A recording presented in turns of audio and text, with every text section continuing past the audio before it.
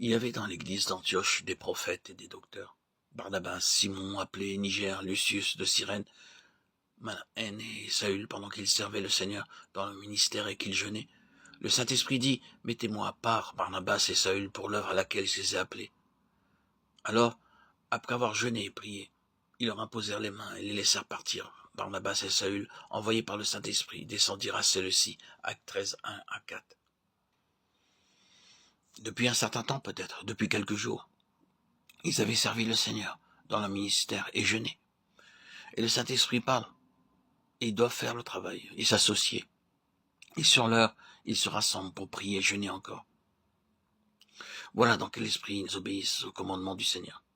Et ceci nous enseigne que c'est non seulement au début de notre travail chrétien, mais pendant toute la durée de notre ministère, que nous avons besoin de puiser notre force dans la prière.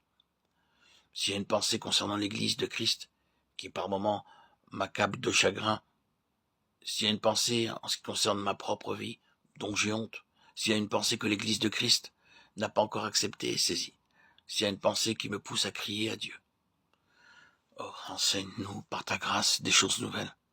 C'est la pensée de la merveilleuse puissance que la prière doit avoir dans le royaume de Dieu. Nous en sommes encore si peu servis.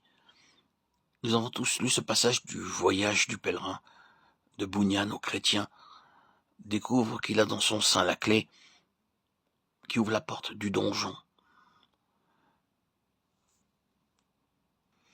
Je m'adresse ici aux chrétiens anglais, à qui l'ouvrage de John Bunyan, Le voyage du pèlerin, est familier.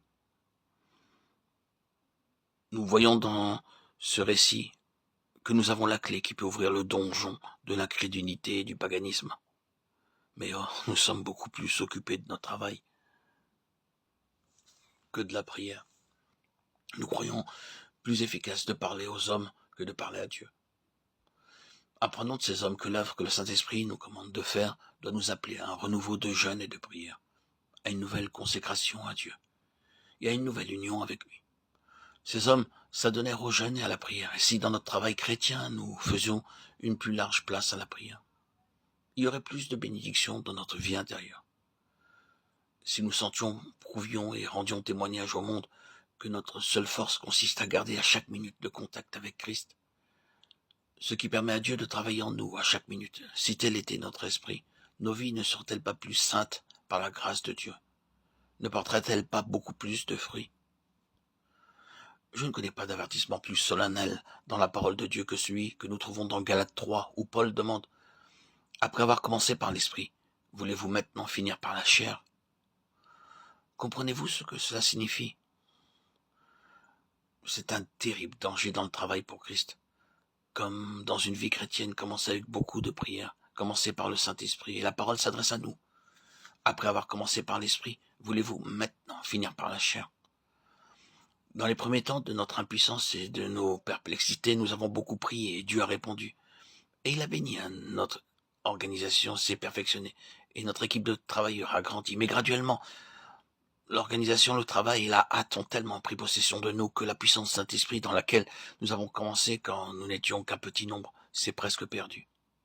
Oh, je vous en supplie, n'étions qu'un petit nombre. Remarquez-le bien, c'était avec un renouveau de jeûne et de prière, avec plus de prière et de jeûne, que cette compagnie de disciples a exécuté le commandement du Saint-Esprit et s'est agrandie. Mon âme ne t'attend qu'à Dieu seul. C'est là notre travail le plus élevé, le plus important. Le Saint-Esprit descend en réponse à la prière de la foi.